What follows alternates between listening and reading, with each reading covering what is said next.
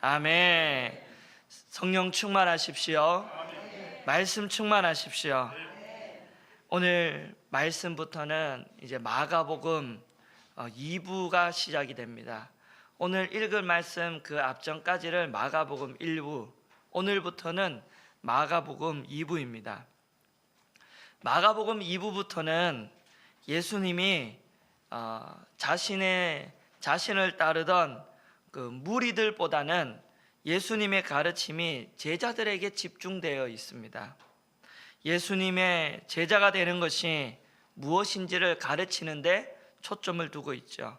그래서 이 제자들은 그 예수님을 따르기 시작한 시점부터 줄곧 그 예수님이 누구신가, 그 예수님에 대한 정체성에 관한 질문을 많이 던져왔습니다.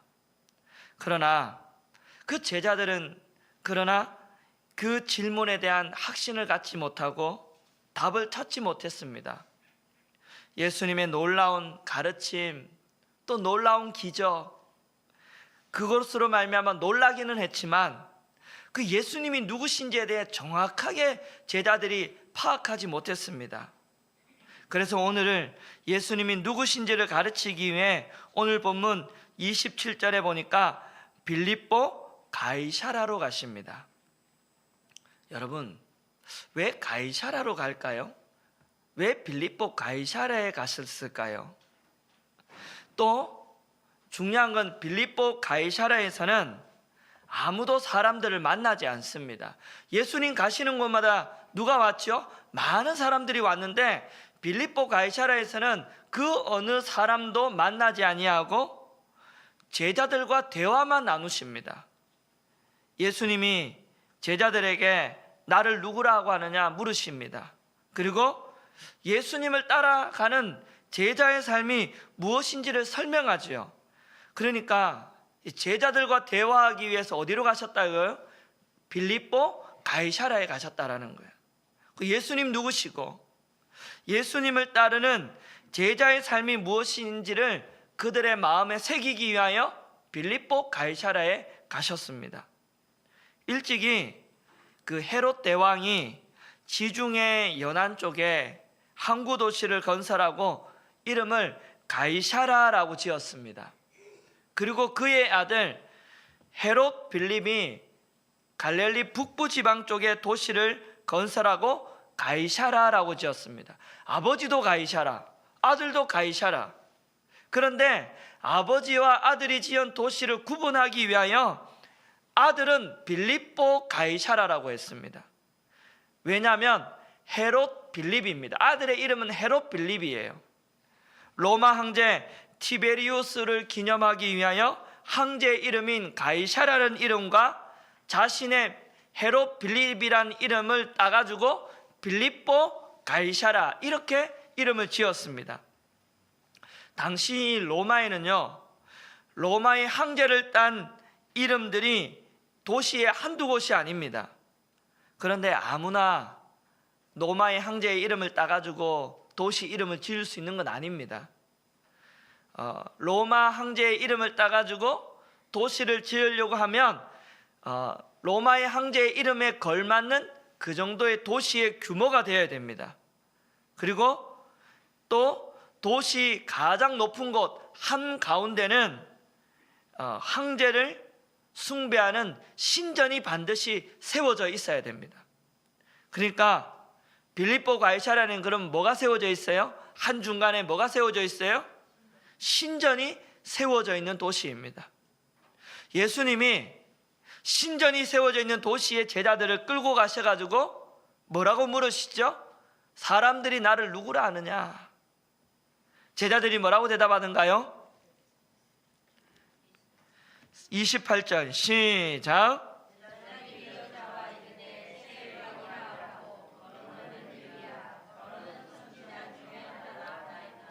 예수님이 다시 묻습니다. 그러면 너희들은 나를 누구라고 하느냐? 지금 제자들하고 예수님이 3년 동안 동고동락했습니다. 이 제자들이 나를 과연 어떻게 생각하고 있을까? 예수님이 너무 알고 싶은 거예요. 제자들이 얼마 전까지만 해도 예수님이 누구신지 영적으로 깨달음이 없었어요. 바리새인들과 서기관 헤롯의 누룩을 경계하라, 그 말도 못 알아들었습니다. 그래서 예수님이요, 도대체 이거 3년 동안 데리고 다녔는데 이 제자들의 마음이 궁금한 거예요. 그래서 제자들의 생각을 알고 싶은 겁니다. 저라도 그럴 것 같아요. 여러분하고 저하고 이제 한 몇 년 이렇게 살다 보면, 지내다 보면 여러분들의 신앙이 궁금한 것처럼 예수님도 궁금하지 않겠습니까? 이분이 진짜, 이 제자들이 도대체 어떤 생각을 가지고 있는 거야? 이 신앙이 분명한 거 맞아? 나를 알기는 아는 건가? 일종의 테스트입니다. 너는 나를 누구라고 하느냐? 예수님은요, 세상 사람들이 나를 누구라고 하느냐에 관심이 없어요. 예수님의 관심은 누구에게 있습니까? 제자들에게 있어요. 너는 나를 누구라고 하느냐? 세상 사람들 그래 말하는 건 나 관심 없어. 너희들은 나를 누구라고 하느냐? 이 매우 중요한 질문입니다. 왜냐하면 예수님을 바로 알아야 구원에 이르기 때문입니다. 만약 제자들이 이 세상 사람들과 똑같이 예수님을 세례 요한, 그 선지자 중에 하나라고 이해하면 그 예수님의 구원과 제자들 사이에는 아무런 관련이 없게 됩니다. 그리고 앞으로 이제 이 구원의 복음을 받아가지고 전파해야 될 사명을 받은 그들에게는, 여러분, 예수님이 누군지에 대한 질문이 너무너무 중요한 질문입니다. 여러분, 우리의 신앙도 마찬가지 아닙니까? 신앙생활에 있어서 예수님이 누구신지를 아는 것, 얼마나 중요한 문제입니까? 예수님은 세상의 평가, 사람들이 나를 어떻게 생각하냐보다 오늘 저와 여러분, 우리 신복교회 성도들이 예수님을 어떻게 생각하고 고백하고 예배하느냐에 관심이 있는 줄 믿습니다. 질문합니다. 여러분, 예수님 누구십니까? 예수님 이 땅에 왜 오셨습니까? 하나님은요, 우리 신복교회 성도들이 예수님 바로 알기를 원하십니다. 예배는요, 하나님 만나는 시간입니다. 하나님을 만나야 예수님을 알게 됩니다. 할렐루야. 하나님을 만나야 예수님 알게 돼요. 아무리 교회를 오래 다녀도, 아무리 교회 문전을 왔다 갔다 해도 하나님을 만나지 않으면 예수님 몰라요. 예수님, 하나님을 만나야 예수님에 대한 존재를 깨닫고 알게 되는 줄 믿습니다. 여러분, 예배를 통하여 예수님 만나시기를 바랍니다. 예수님을 바로 알게 되시기를 축원합니다. 예수님의 질문에 나서기 좋아하는 누가 나섭니까? 베드로가 나섭니다. 뭐라고 대답하지요? 주는 그리스도십니다. 이야, 예수님이요, 지금까지 병자를 고치고 귀신을 쫓아내고 죽은 사람 살리고 오병이어의 기적을 일으킨 이유가 이거 가르치기 위해서 있는데, 야, 베드로가 이 질문에 이렇게 대답하는 거죠. 예수님은 그리스도십니다. 메시아이십니다. 다른 마태복음에는요, 예수님 너무 놀랐어요. 이야, 네가 이걸 알아? 100점짜리 대답입니다. 그러자 30절에 뭐라고 이야기하죠? 시작.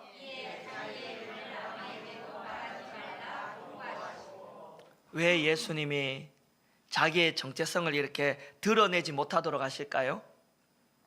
여기에 중요한 이유가 있습니다. 당시 유대인들은, 또 물론 이 제자들까지도 아직 예수님에 대해 분명히 알지 못하고 있습니다. 유대인들은 단지 예수님의 이 놀라운 능력만 보면서 자기의 욕심을 만족시키고 채워줄 세속적인 메시아로 이해할 뿐, 그 예수님의 진정한 본질과 정체성을 모르고 있습니다. 그냥 떡 많이 먹으면 좋은 것이고 내 병 치료하면 끝나는 거예요. 예수님이 누구신지 아직 모르고 있습니다. 예수님은 기름 부음 받은 자, 메시아로서 이 땅에 오신 것이 단순히 병을 치료하고 그 떡 몇 개로 사람들을 먹이는 것이 아니라 대속의 제물이 되심으로 모든 죄와 사망으로부터 구원하시기에 오신 줄 믿습니다. 그런데 유대인들은 몰라요. 제자들은 어떨까요? 베드로가 주는 그리스도시요라고 고백했지만 표면적으로 보면 예수님의 정체성에 대해서 정확하게 알고 있는 것처럼 보입니다. 하지만 오늘 말씀 그 뒤에 일어나는 이 사건들을 보면 제자들도 예수가 그리스도라는 참된 의미를 깨닫지 못하고 있습니다. 베드로가요, 예수님을 메시아로 고백하자 이제 예수님이 이제 때가 되었구나 하고 메시아 사역을 가르치십니다. 우리 31절 볼까요?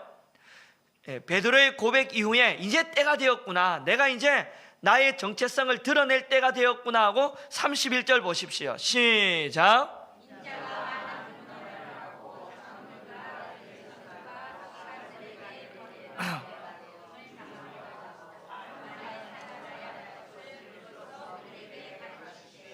베드로가 고백하자 비로소 뭐 한다고요?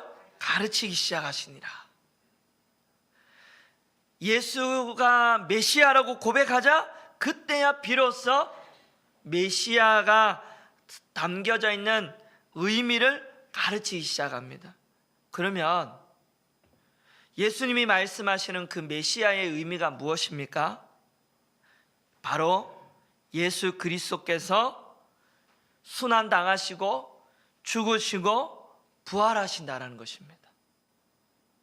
그러자 반응 속에 여러분 베드로의 이 반응 속에 베드로가 이해한 메시아와 그 예수님이 말씀하시는 이 메시아가 너무나 다르다라는 것을 알 수 있습니다. 예수님이 말씀하시는 메시아는 어떤 메시아죠? 고난받고 종교 지도자들에게 버림받고 죽임을 당해야 되는 메시아예요. 그리고 3일 만에 살아나야 되는 메시아예요. 영광 가운데 심판 가운데 재림의 주로 다시 오실 메시아인 줄 믿습니다. 그런데 여러분 사실 이게 유대인들에게는 납득하기 어려운 이야기입니다. 유대 선지자들이 외쳤던 종말론적 이해에 대한 이 메시아는 하나님의 대리자로 마지막에 하나님의 심판을 이 땅에 가져오는 자라는 겁니다. 그런 사람이 죽임을 당한다, 말도 안 되는 이야기라는 거죠. 예수님의 메시아 사역에 대한 그 예고가 제자들이 얼마나 충격적이었던지 베드로의 이 반응 속에 나옵니다. 베드로가 펄쩍 뜁니다. 아니 예수님 어떻게 그럴 수 있습니까? 베드로가 예수님을 잡고 뭐 하지요? 항변합니다. 32절 보겠습니다. 시작.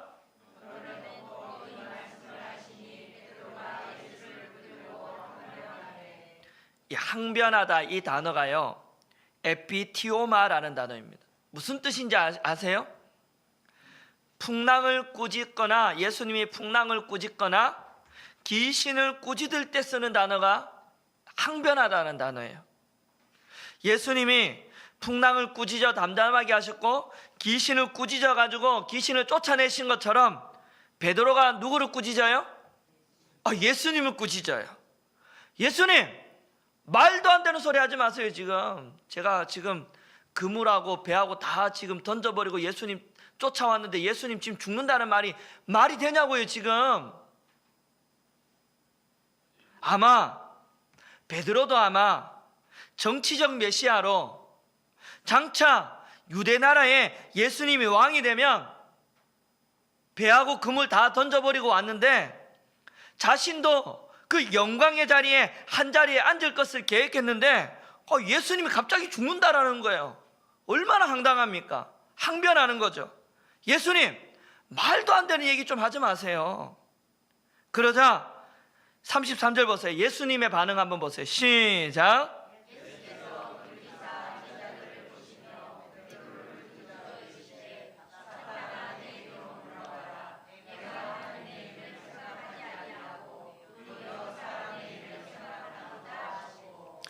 예수님이 꾸짖으십니다.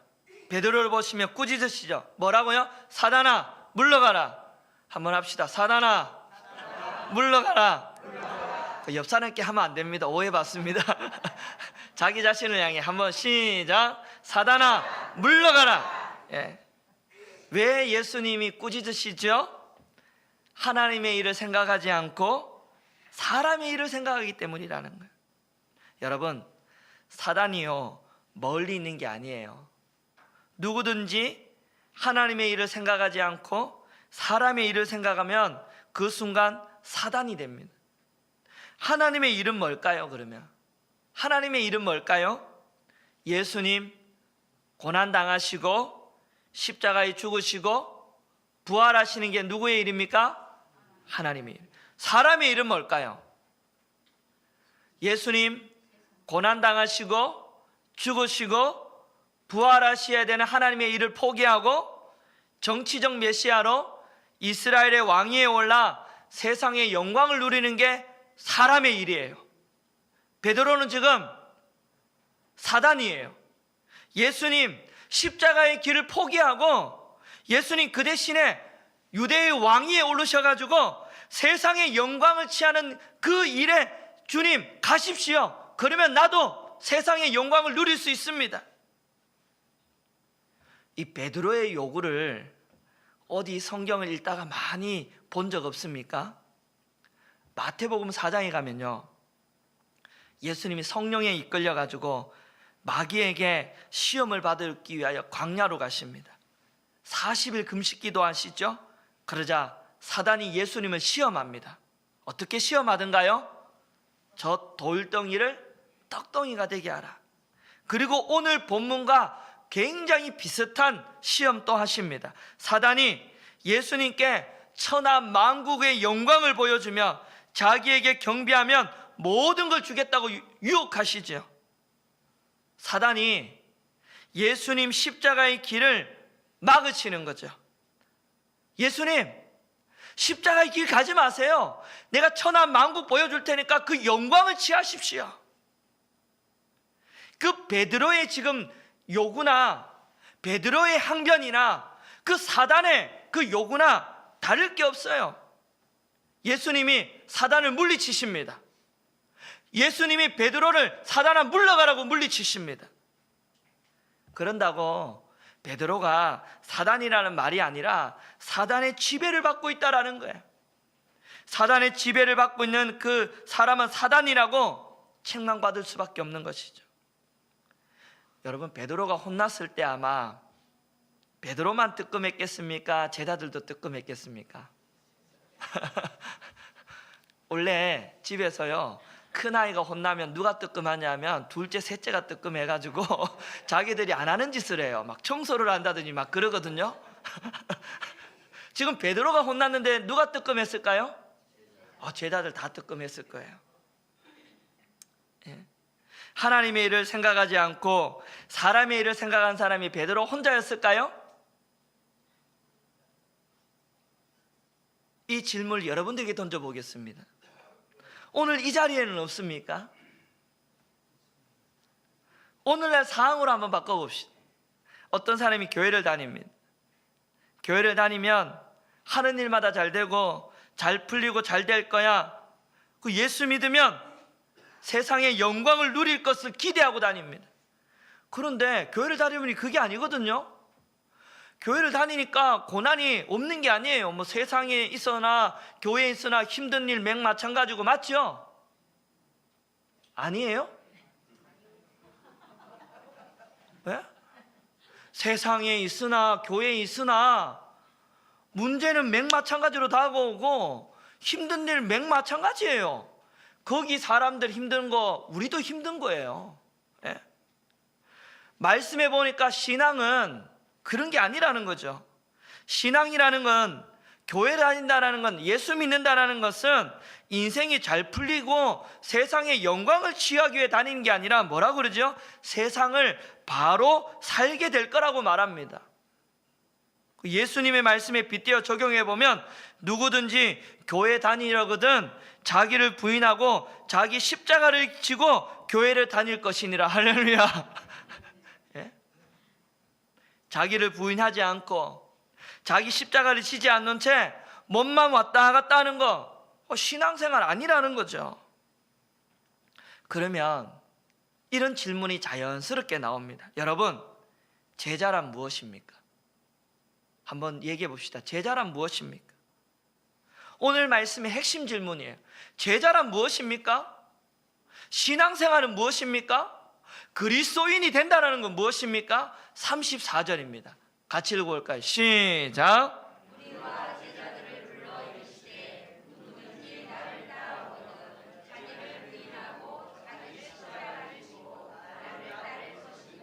제자의 본질에 대해서 말하고 있습니다.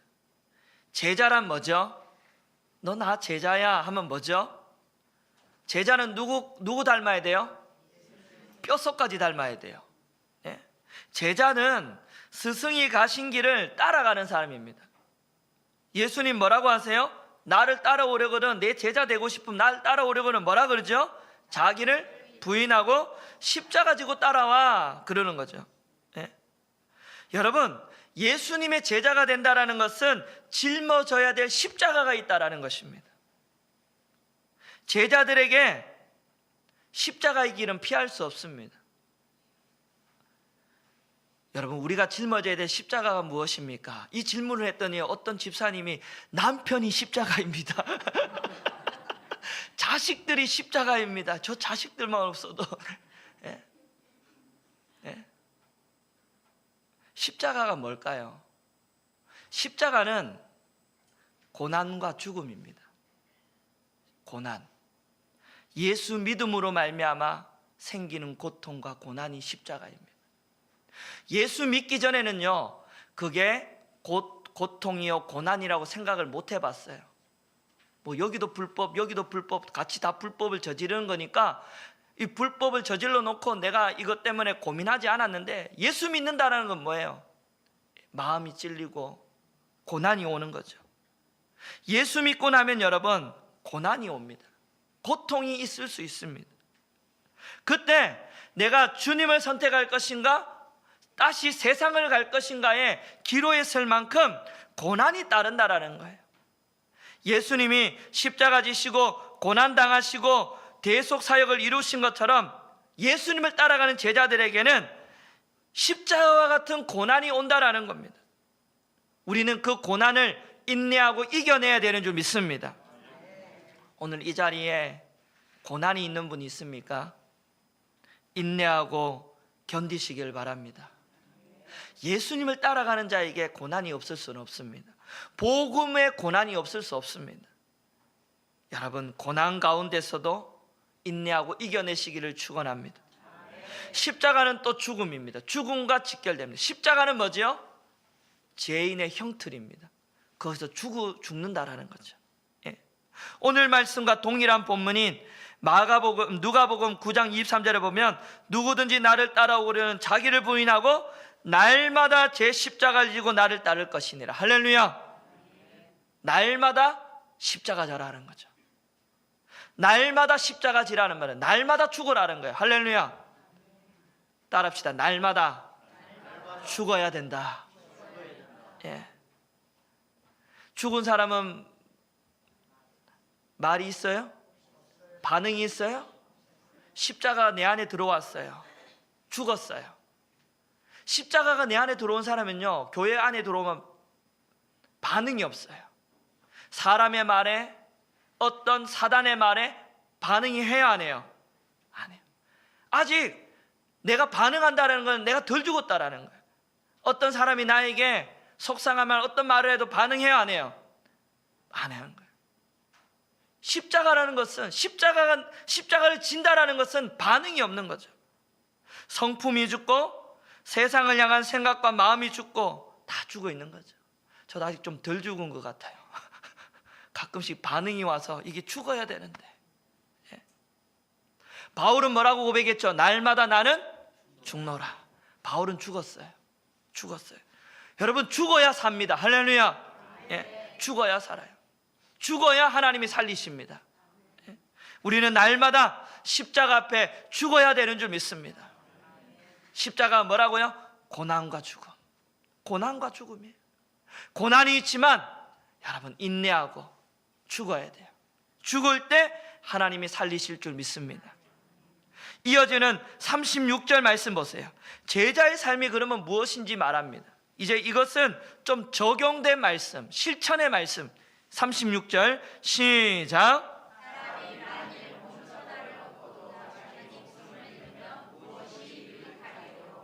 온 천하는 일찍부터 사단이 예수님께 보여줬던 아까 천하 만국의 영광과 쾌락과 권력과 재산과 명예, 인간이 추구하는 모든 것이 온 천하입니다. 예수님이 이러한 모든 온 천하를 얻고도 제 목숨, 하나님과 함께하는 영원한 영생을 얻지 못하면 뭐라고요? 무슨 의미가 있겠느냐라는 거죠. 오늘날 온 천하를 얻으려고 얼마나 혈안이 되어 있습니까? 온 천하를 얻으려고 그토록 얻고 싶은 온 천하를 구약의 한 사람 솔로몬이 얻었습니다. 솔로몬이 그 온 천하를 다 누리고는 뭐라고 고백하던가요? 헛되고 헛되니 모든 것이 헛되도다. 그리고 죽었어요. 솔로몬보다 이 세상에 온 천하를 얻은 사람이 있겠습니까? 솔로몬 시대에는 땅에 금이 떨어져도 안 죽어갔다 그래요. 그렇게 흔할 정도로 잘 살았답니다. 예. 오늘날 땅에 금 떨어지면 어떻게 하죠? 예. 서로 죽겠죠. 예. 여러분, 세상의 사람들이 영광을 쫓아간다 해도 쫓아가서는 안 되죠. 헛되고 헛되니 모든 것이 헛되도다. 38절입니다. 38절 읽어보겠습니다. 시작.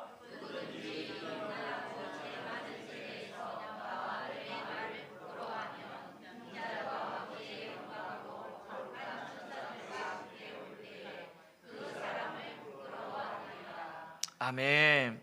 예수님께서 음란하고 죄 많은 이 세상에 그리스도와 복음을 부끄러워하면 장차 재림의 주로 오실 그 주님께서 너희들을 부끄러워하시겠다라는 거죠. 여러분, 제자의 삶이 뭐라고요? 온 천하를 얻기 위하여 혈안이 되어 있는 게 아니에요. 세상의 영광을 쫓기 위하여 살아가는 게 아니랍니다. 천하 만국과 쾌락과 권력과 재산과 명예를 추구하는 사람. 세상 사람들은 모이면 뭐 자랑해요? 돈 자랑해요. 돈 자랑합니다. 재산 자랑하죠. 지위 자랑하죠. 자랑하고 싶어서 견딜 수가 없지요. 자신의 지위를 자랑하고 싶어 견딜 수가 없죠. 내 자식 자랑하고 싶어 견딜 수가 없죠. 제자의 삶은 뭐라고요? 세상 자랑하는 게 아니라 뭘 자랑한다고요? 복음을 자랑한다는 거예요. 명절날 모여서 뭘 자랑하셨습니까? 예. 명절날 모이면 여러분, 우리 오늘 이 말씀에 찔림이 없습니까? 예수님보다 재산을 자랑하고 내 지위를 자랑하고, 여러분 그랬다면 예수 그리스도를 자랑하는 가문이 되시기를 바랍니다. 그런 가정이 되시기를 바랍니다. 제자의 삶은요, 영생을 얻기 위하여 복음을 자랑하는 삶입니다. 영생도 얻고 온 천하를 얻는데 영생이 없으면 그게 무슨 소용이 있느냐? 그 예수님의 말씀을 여러분 귀담아 들으시기를 축원합니다. 예? 아무리 우리가 잘 살고 아무리 세상의 영광을 취해본들 영생이 없는 삶이 얼마나 비참한 삶이고, 그게 무슨 의미가 있습니까? 헛되고 헛되니 모든 것이 헛되도다. 여러분, 우리 신복교회 영구 표어가 뭐죠? 이거는 올해 표이고요. 우리 신복교회 표어가 뭐죠? 아니, 그거는 작년 표어고요. 예, 우리 신복교회 신실한 주님의 제자 되어 복음 전하는 교회. 우리 신복교회 목회 철학이면서 우리 신복교회 목회 비전이 뭐라고요? 신실한 제자 되어 뭐 하는 교회예요? 복음 전하는 교회. 복음을 전하는 교회. 이거는 올해 표현이고요. 살아나고 살리는 교회는 작년 표현입니다. 예? 신실한 주님의 제자 되어 뭐 하는 교회예요? 복음을 전하는. 예. 제자는요, 주님 따라가는 삶입니다. 십자가 져야 돼요. 고난이 있고 고통이 있어도 인내하며 따라가시기 바랍니다. 절대로 포기하면 안 돼요. 절대로 낭망하면 안 됩니다. 죽어야 되죠. 세상을 향하여 나의 모든 욕심과 성품이 다 죽어야 되죠. 결국 제자의 삶은 다 죽고 예수로 가득한 삶이에요. 따라합시다. 예수로 가득한 삶. 다 없어지고 죽고 내 안에 뭐로 채워지는 삶이라고요? 예수 그리스도. 그리고 그 예수 그리스도로 이 땅을 뭐 하는 거죠? 전하는 삶이에요. 제자의 삶은 내 안에 모든 걸 다 죽어내고 다 없애고 내 안에 예수로 채워 예수 그리스도 복음을 부끄러워하지 않고 영생을 전하는 삶인 줄 믿습니다. 저는 우리 신복교회 신실한 제자 되어 내 안에 모든 것을 다 죽어내고 날마다 죽음으로 말미암아 내 안에 예수로 채워 신실한 주님의 복음을 전하는 우리 신복교회 될 수 있기를 축복합니다. 여러분, 예수 믿음으로 고통이 있어요. 고난이 있습니다. 여러분, 고난 가운데 있는 분 있죠? 여러분, 이겨내시기를 바랍니다. 인내하시기를 바랍니다. 하나님이 이길 수 있도록 능력과 힘을 주실 줄 믿습니다. 여러분, 우리의 힘으로 이길 수 없습니다. 십자가를 지는 삶은 우리의 힘으로 감당할 수 없습니다. 그래서 말씀과 기도를 통해 날마다 걸어가시기를 바랍니다. 말씀과 기도로 십자가를 지고 영생의 복음을 전하는 삶, 그런 삶이 저와 여러분 우리 신복교회가 되어지기를 주님의 이름으로 간절히 축원합니다.